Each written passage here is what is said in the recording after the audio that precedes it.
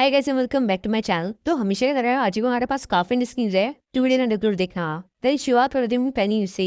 तो सबसे पहले हम बात कर रहे हैं बीएमएससी क्वार्टर फाइनल्स डे 3 के ओवरऑल स्टैंडिंग्स के बारे में, जहां नंबर 1 पर है ऑटोबॉट्स, नंबर 2 पर फिनिक्स स्पोर्ट्स, थर्ड पर है विक्टोरिया समर्स, फिफ्थ पर है गॉडले, 7 पर आरएनटीएक्स। बदल रिमेनिंग टीम्स आप लोग सिंह पर पॉजिटिव देख सकते हैं। अब जैसा कि आप लोगों को पता ही होगा कि पिछले कुछ दिनों में गॉडले के सिर्फ 1 या 2 गेम्स अच्छे आते हैं एंड देन वो परफॉर्म नहीं कर पाते, तो उस पर वो फिर से खुद को ट्रोल करते हुए कुछ ऐसा पोस्ट करते हैं एंड आफ्टर दिस वो आज के दिन की परफॉर्मेंस का ग्राफ भी पोस्ट करते हैं। वेल अब हम बात करते हैं स्काउट के बारे में। तो वो काफी ज्यादा गुस्सा हो जाते हैं जब उनकी चैट में एक पर्सन उनकी लो वॉचिंग उनको कॉल आउट करता है एंड स्काउट उनको कुछ ऐसा रिप्लाई करते हैं। इससे पता सुबह सुबह मुझे वॉचिंग मेरे को बिल्कुल नहीं पसंद है भाई। देखो मैं हाइट देता हूं, तू मत आ ब्रो।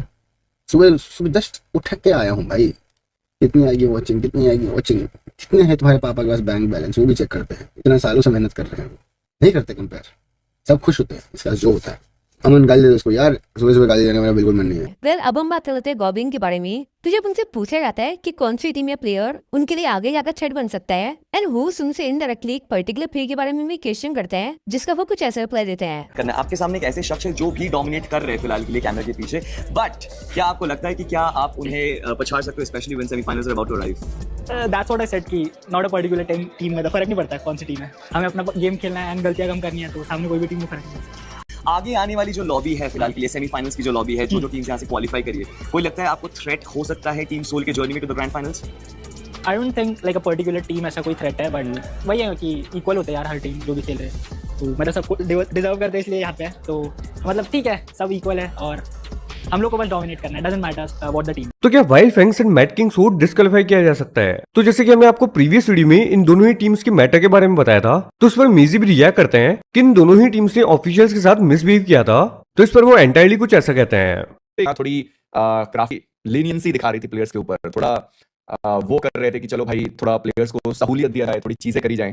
पर अब वो जो सहूलियत थी वो जा चुकी है, ठीक है, क्योंकि प्लेयर्स ने बिल्कुल नाक में दम कर दिया। प्लेयर्स को लगा भाई हम ही हमें। तो जैसे इंटरनेशनल में रूल्स एंड रेगुलेशंस फॉलो किए जाते हैं, वैसे ही अब इंडिया में भी रूल्स एंड रेगुलेशंस फॉलो किए जाएंगे। रीहोस्टिंग का एक रूल है, एक रेगुलेशन है, बिहेवियर को लेकर एक रूल है, रेगुलेशन है, डिसिप्लिन, डेडिकेशन, ये सारी चीजें एक प्लेयर के लिए की होनी चाहिए, तभी आप ग्लोबल चैंपियनशिप में जाके भारत का नाम कुछ बढ़िया कर सकते हो। तो इन सारी चीजों के लिए क्राफ्टन ने फाइनली, जो मुझे लगता है मेरे हिसाब से बड़ी अच्छी चीज है, मैं बड़े टाइम से इंतजार कर रहा था कि भाई ये सारी चीजें होनी चाहिए। -5 का क्या सीन है, होटल में वो लोग हुड़दंग मचा रहे थे, मैनेजमेंट के साथ मिसबिहेव, बस 2-3 बार उनको वार्निंग मिली थी पर स्टिल नहीं माने, तो -5 आगे और करते हैं तो फिर डिस्क्वालीफाई।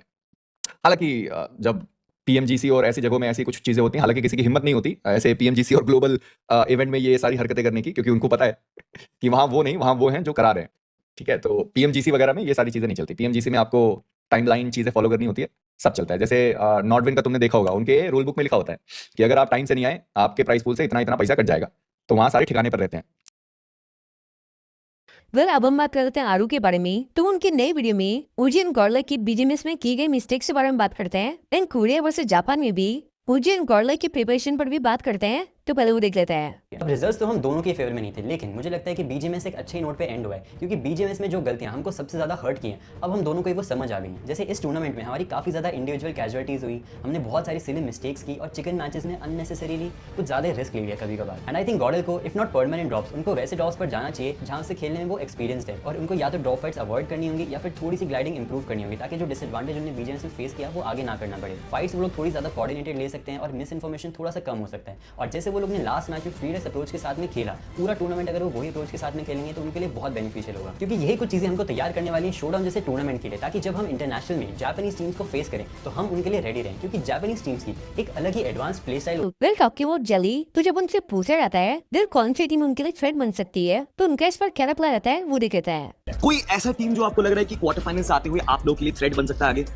नहीं, थ्रेट मतलब अगर आप इस लेवल पे आके खेल रहे हो और ऐसा समझ के चल रहे हो कि आपके लिए कोई थ्रेट बनेगा फ्यूचर में आके, तो फिर पॉइंट नहीं है। अगर आप इस माइंडसेट के साथ आ रहे हो कि आपको जीतना है, तो फिर आपके लिए कोई थ्रेट मेरे हिसाब से होना नहीं चाहिए। सिर्फ खुद से कंपटीशन रखना चाहिए अपनी टीम को, या फिर खुद के प्लेयर को खुद से कंपटीशन होना चाहिए कि खुद से बेस्ट बनना है। जैसा कि आप लोगों को पता ही होगा कि बीएमएसडी में कितनी बार मैचेस को रीयूज करना पड़ रहा है और इश्यूज भी हो रहे हैं। तो मीजी रिवील करता है कि इंटरनेशनल में ऐसा नहीं होता, एंड अगर तो मल्टीपल प्लेयर्स को इश्यूज हो रहे हैं तभी मैच को रीयूज किया जाता है। तो कैप्टन का भी इस पर क्या टेक है, इसके बारे में बात करते हुए मीजी कुछ ऐसा कहता है। कैप्टन भी उस चीज पर संगीन है, थोड़ा अच्छे तरीके से हो रहा है सारी चीजें। तो अभी रूल बुक वाला जो सीन था, जैसे रिहोस्ट वाला था, जैसे रिहोस्ट वाला तुम लोग को बता रहा था मैं कि अगर मल्टीपल प्लेयर को सेम सिचुएशन में इश्यूज होते हैं तो ही रिहोस्ट होगा। एक सिंगल प्लेयर को अगर कोई इशू होता है तो रिहोस्ट कभी नहीं होता, ठीक है। तुम लोगों ने पीएमजीओ देखा होगा, पीएमजीसी देखा होगा, बहुत मिनिमम जो तुमने रिहोस्ट देखे होंगे, उसका यही कारण है कि अगर 3 मिनट के अंदर मल्टीपल प्लेयर को सेम इश्यूज हो रहे हैं तो ही रिहोस्ट होगा।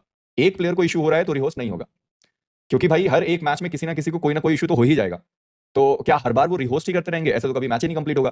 तो वो सीन है, बैटल रॉयल गेम है, ऑब्वियसली इंटरनेट पे चल रहा है, तो कोई ना कोई इशू तो आ ही जाएगा कभी ना कभी। तो वो चीज है कि 3 मिनट के अंदर अगर मल्टीपल लोगों को हुआ है इशू तो रिहोस्ट होगा, नहीं हुआ है तो नहीं होगा। पता है, फिर तो अनफेयर है। काहे का अनफेयर है भाई? पूरी ग्लोबल में यही रूल चलता है, ये कौन सा अनफेयर हुआ? वैसे भी बैटल रॉयल गेम कहा जाता है कि भाई लक बेस्ड गेम है, तो लक बेस्ड गेम में प्लेयर का लक, इंडिविजुअली अगर किसी को कुछ हो गया, गेम में कोई इशू हो गया, मतलब कुछ भी हुआ, तो हर बार रिहोस्ट थोड़ा ना करते बैठेंगे भाई एक प्लेयर के लिए, ऐसा वो चीज़ है। तो जो ग्लोबल रूल बुक है वो अब इंडिया में फॉलो हो रहा है। आई एम हैप्पी, मैं खुश हूँ कि भाई ये सारी चीज़ें एक्चुअली में हो रहा है। वेल अब हम बात करते हैं रावण और स्पीओ के बारे में। तो वो रिया करते हैं सिम के फिर से प्लेइंग फूड में आने पर, एंड जो टीम में इंप्रूवमेंट आया है उस पर भी वो बात करते हैं। तो पहले वो दे देता है और मुझे नहीं लगता आपको चेंज होंगे क्योंकि सिम्प ने कर दिया है अपना काम। स्टेटमेंट भी आ गया उनके। कहाँ से आया? कोई तो स्टोरी देखा था इसको मैंने। किसने क्या डाला था कि सिम्प खेलेगा? भाई ये सवाल ही नहीं होना चाहिए था कौन खेलेगा। ठीक है, रॉबिन भी आप दोनों को क्या लगता है? गॉडलिंग सिम्प के साथ बेटर लग रही है? अरे एटलीस्ट टीम वर्क तो दिखता है भाई, एटलीस्ट एक दूसरे को कवर दे रहे हैं, मार रहे हैं, बढ़िया चल रहा है भाई। क्वालिफाई हो जाएंगे बहुत आराम से, मैं तुम्हें बता रहा हूँ। कितने पॉइंट्स उनके? 40 प्लस पॉइंट्स हैं 6 मैचेस के अंदर। 9-10 मैच के अंदर उनको कितने? 60 चाहिए, बहुत आराम से। 10 मैच में 60 नहीं बनेंगे क्या? अरे देख, जब वो मारते हैं तो वो मारते हैं, तब वो 12-13 फिनिश मारते हैं। जब वो नहीं मारते हैं तो फिर नहीं मारते हैं, तो नहीं होता है।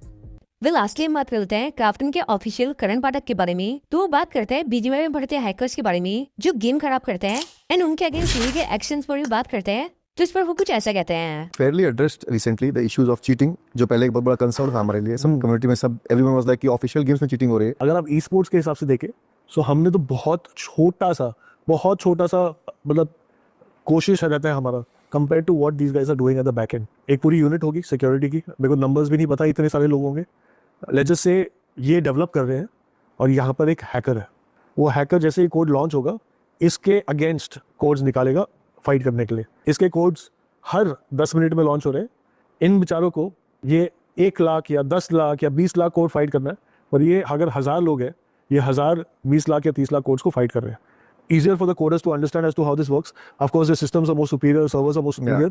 But जब source code को आप एक बार बीट कर सकते हो तो उसके तोड़ने के तरीके बहुत सारे मिल जाते हैं। I think banning these multiple 5-6 lakhs is hats off to the team on the back end. Like hats off to the team. They are trying their level best. मैं trying इसलिए बोलता हूँ because ये डेली कोड चेंज हो रहा है, daily fight है। अगर आपको लग रहा है कि हम नहीं कर रहे हैं, हम कुछ भी नहीं कर रहे हैं, एक गेम में आपको आ गया, नहीं भाई, कोशिश पूरी है। ऑलराइट गाइस, इसलिए मेरे पास इतनी न्यूज़ मिलते हैं नेक्स्ट वीडियो में। थैंक्स फॉर वॉचिंग वीडियो को लाइक एंड चैनल को सब्सक्राइब जरूर कर लेना।